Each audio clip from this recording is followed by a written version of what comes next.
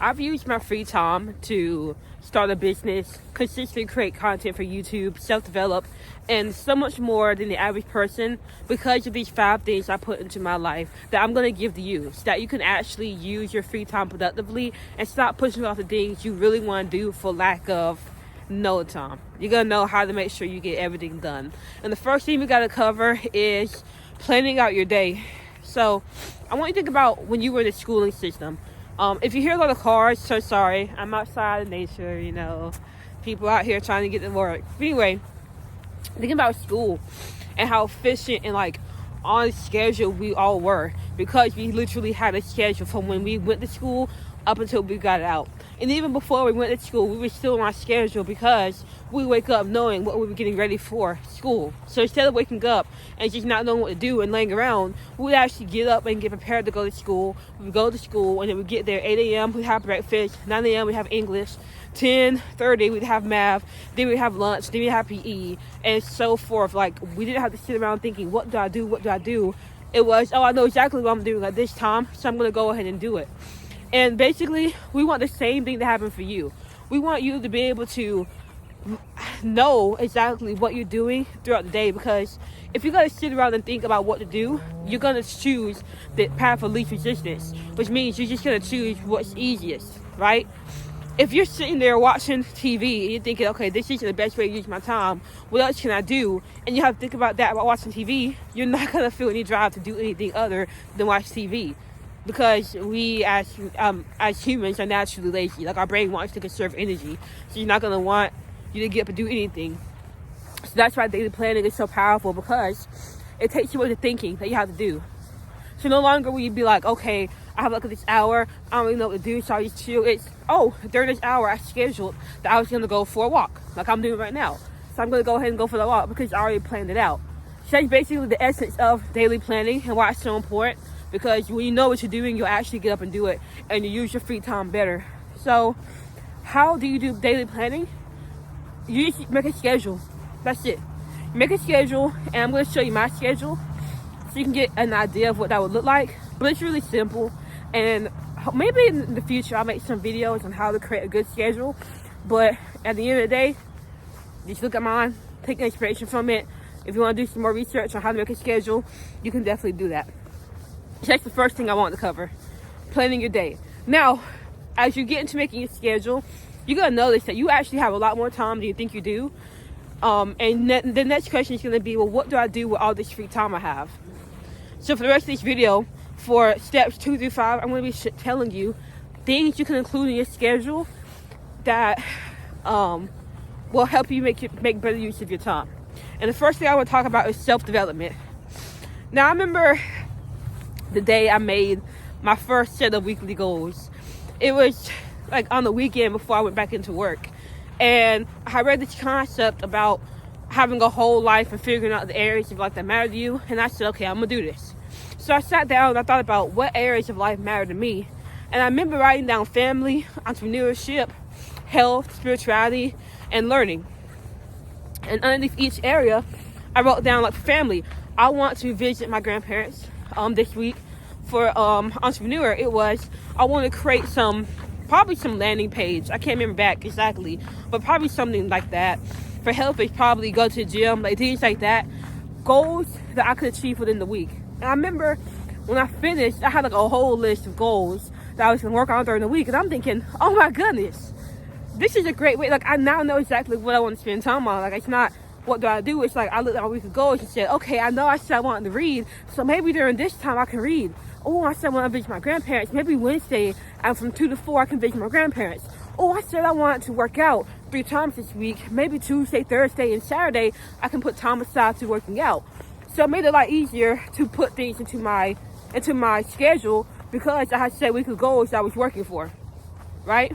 So for you, my thing is figure out what areas of life matter to you. And when you figure out the areas of life that matter to you, I'm going to have something pop up so you can see that. When you know it matters to you, set weekly goals in that. And when you have your weekly goals, now it'll be easier when you're making your schedule to think about, what do I want to do? I was on a call with one of my clients, and one of her weekly goals was to do deep learning on spirituality. And we were sitting there trying to figure out what can we do with her schedule. And I said, well, you want to do deep learning, right? That's your weekly goal. Well, we can put from 12 to 1 p.m. That's when you do weekly, that's when you do your deep learning. So you see how easy it is to now put things in your schedule upon having weekly goals. So I'm going to show you my schedule and different variations of my schedule. Not my schedule, but I'm going to show you my weekly goals for this week so you can get an idea of like how it looks like. And just big emphasis on making sure that you set goals that can be completed within a week. All right. So that's the first thing you can do to like fill up your schedule and like ways you can spend your free time. You can spend it on self-development. Now the next thing is a hobby. You can spend your free time learning a hobby, which I highly suggest. Right now I have a yo-yo that I'm learning, and so when I'm just chilling with nothing to do, I grab my yo-yo and spend time practicing it, and I'll get into the flow, like I'm just playing around with it and learning. But I've learned a lot of hobbies. I mean, I learned how to juggle. I remember when I taught myself how to juggle 4 balls, and so every morning I would spend like 45 minutes practicing. I'd have music playing, it was good vibes, and I'd just be outside juggling, and I can't count how many hours I spent just juggling. Like when I get to work and I'm like a few minutes early, I can't go inside until it's like the time to go in. I won't sit on my phone, nothing. I will literally juggle outside. I learned how to skateboard, freestyle rap. I have so many hobbies that I spend time doing. And so that makes it easier when I'm looking at my schedule. I can say, well, I know I like to do my hobbies. So what if like during this time where I normally don't feel like doing nothing, I can just put in a hobby, like practice doing a hobby. That's something you can do. So like what hobbies can you do? Honestly, it depends on what you like. You know, what do you like? Maybe you like to draw, maybe you like to paint, maybe you like to dance, maybe you like to create stories, maybe you like to create games, like whatever you want to do that is like a hobby to you, you can fit that into your schedule, into your day. And I want to make a side note that like I'm giving you ideas, but this doesn't mean you have to put every single thing I say into your schedule. Like whatever resonates with you and makes you feel some type of way, go with that. So maybe self-development didn't bring anything inside of you, but now I'm talking about hobbies. You're like, oh my God, that is cool because I wanted to get into baking. Okay, put baking into your schedule. Instead of self-development, put baking in. Okay, so I'm just trying to give you different ideas for how you can put things into your schedule so that you won't just be sitting around trying to figure out what do I do. You'll actually have little maps you can look into. And one map is self-development, another map is hobbies. All right, I just want to make that disclaimer. So fun hobby. And like I said, my hobbies right now, one of my hobbies is walking, and I just happen to combine walking with recording videos. But if I wasn't recording videos, I'd still be walking. I'd just be reading. Another hobby right now is playing with the yo-yo, juggling. Sometimes I will make music and I'll get in the studio. So those are things I do, especially on the weekends, because on the weekends I have a lot more free time. So I will spend that time engaging in hobbies. Another thing you can spend time doing is spending time with relationships. Spend time with your friends. Hang out, call them up, hang out with them, go see your family. If you got a romantic partner, spend some time with them. That's a great way to use up some of your free time, because relationships are so vital to us as human beings, and it's one of the key factors in flourishing in life. So you can never go wrong with scheduling time out to hang out with your friends during your free time. So the fourth thing I want to cover is learning over entertainment. And my girl went to my bathroom, washing hands and everything, and she saw a flashcard on the mirror where I put literally learning over entertainment, because most of us spend our time entertaining ourselves, and that's just like the default mode of the society we're living in. Like it's so common to just amuse yourself to death. But what if you just took out all the entertainment and just swapped it with learning? Instead of watching TV all day, what if you just read? Or like watch an educational podcast or like an educational video that taught you something new. What if you like journal out your thoughts to get a deeper understanding of some concepts that's been tugging at your mind? And this is a concept I learned. I think it was like, I forget the YouTube channel, but basically this channel made a video on YouTube about why you should learn instead of entertain yourself. And the case point, like, I hear a deer. If deer come out to attack me, just know I went out for a good cause. But anyway, The basis of the video was just educate yourself instead of entertain yourself. Read a book instead of being on your phone. Have a stimulating conversation with somebody. Just things like that. Like, I don't have to break down the complete A to B of how to educate. You know what I mean when I say that. So you could put time in for just like learning. Like my client, she put in time for deep learning. That's education. I have education in my day as well, where I just sit down and read. Like, I dedicate time to reading. And I know a lot of people want to have that time to read. Well, they're like, I know I want to read, but I just don't have the free time. Okay, well, make a schedule and schedule in reading. And now you won't have any excuse for not having free time, because now you're actually looking at the time you have and making a plan for how you're going to use that time, instead of waiting for when you have free time and then thinking in the moment, what should I do? And then you're going to choose the easiest route of doing nothing, because our brains are by nature lazy, because they want to conserve energy. So learning is a good way you can pack up your day. And how do you learn? Just read books. That's the easiest way. Just become an avid reader. Instead of amusing yourself to death, read yourself to death. And that's the easiest way. You can also find, educational videos to watch. I definitely watch seminars and lectures, and there are some people on like podcasters that I listen to that teach me something new, especially Andrew Huberman. So you can find something that you're really interested in, that you want to dive even deeper into and learn more about that. All right? Now, the fifth thing and the last thing that I want to cover is mastery. You can shape your life to focus on mastering something. And I remember when I was in middle school, back then, I have a lisp. I don't know if you can hear it as often, but I have a lisp, and it was very prominent in middle school. Like, everybody picked on me. It was not a good time for me. And I remember I got picked, like, for the end of middle school, for graduating, and I got picked as valedictorian, and I had to do a speech. And I went up to do the speech, and I'm like scared out of my mind, because I don't want to talk in front of people. I don't want people to hear my lisp. I don't want people to pick on me. And that's exactly what happened. Like, I got up and started speaking, and my bullies were in the front row seat, and they were pointing and laughing at me. And I felt like so defeated for a second.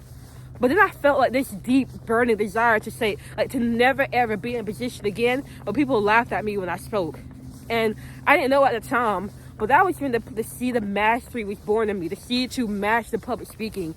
And that has deeply influenced everything I've done so far. I mean, I have made YouTube videos for 3 years now. I think it's been 4 now. And it's not that, these videos have gotten views or anything. Most people have never ever seen my videos. Most videos haven't even cracked over 100 views, and I've been doing this for 4 years, so my skills on YouTube is crap. But my skills in public speaking has improved so freaking much. My ability to articulate my thoughts in the way that really makes sense to the person has improved dramatically. And that's ultimately what I want, because my biggest goal is to master the ability to captivate somebody with my words. Not to grow a big YouTube channel, but to be able to captivate people with my words. And so what this looks like is I practice speaking. I write things to get better at coming up with, I write things to get better articulation. I watch courses on how to improve public speaking. I find people who public speak, and I watch them consistently, obsessively, to learn how they're doing it, so I can do it like them and do better, to improve on what they're doing. I learned how to tell better stories. Like, so much of my life has been dedicated to improving the skill of public speaking that I'm doing to you right now. And it's fun. It is so fun to achieve mastery in something. And I've achieved mastery. I wouldn't say I've achieved mastery, but I've achieved a high level of proficiency and so many other things. Like, just having something you want to get better in, and you commit yourself to getting better in it every day. That is such a high. It really is. So the last thing you can do is to find something you're interested in. It could be a natural talent of yours. It's just something you've always liked to do. Like, for me, I always liked skateboarding. I was not naturally good in that, but I was always interested in it. And so I spent like a good 2-3 years of my life getting so good at skateboarding, to me. Like, because I know there's so many skateboarders, if they saw what I did, they'd be laughing at me. But to me, I've gotten really good at skateboarding. And that all came from wanting to gain mastery in something and looking at the things I liked, finding out that skateboarding was one of them, and then going all in on that. And the same thing will apply to you. You can find something you like, something you're naturally good in. One thing I'm naturally good in is writing. I feel like when I came into this world, I came in with a pencil in my hand. And so I decided to go all in on writing, and I still am. I write every single day. I've read so many books on how to improve my writing. I took writing classes. I've watched videos on how to become a better writer. I even, there are people on YouTube whose scripts I've loved so much to better understand how they did theirs. I literally wrote word by word their scripts in my own hand, writing, to better understand them. So this mastery thing can go deep. So how do you get mastery? Again, find something you like or something you're naturally good in, and ask yourself, how can you get better? Like, make it your obsession to get better. And then that'll be easy to, when you're making your schedule, you can fit in time for learning what needs to be learned, practicing what needs to get practiced, that you can improve your proficiency in something and eventually get to mastery. That's it though. Follow those 5 things and you'll be using your free time a lot more productively. One last thing though I want to cover, and I'm not going to go into too deep detail into this, but it's that until you fix your dopamine levels, you're never going to feel the motivation to do any things I just told you. You're not. You're going to want to. You're going to have this deep desire to do it. Like, I really want to do these things. But when it comes down to doing the hard work and going through the effort to do these things, you're not going to do it. So please, if you take anything from this video, take this one thing. Fix your dopamine levels inside of you. And if you need more help on that, I have a guidebook on dopamine in my description. It's completely free. Go click that. But now you know how to use your free time productively, and I will see you later.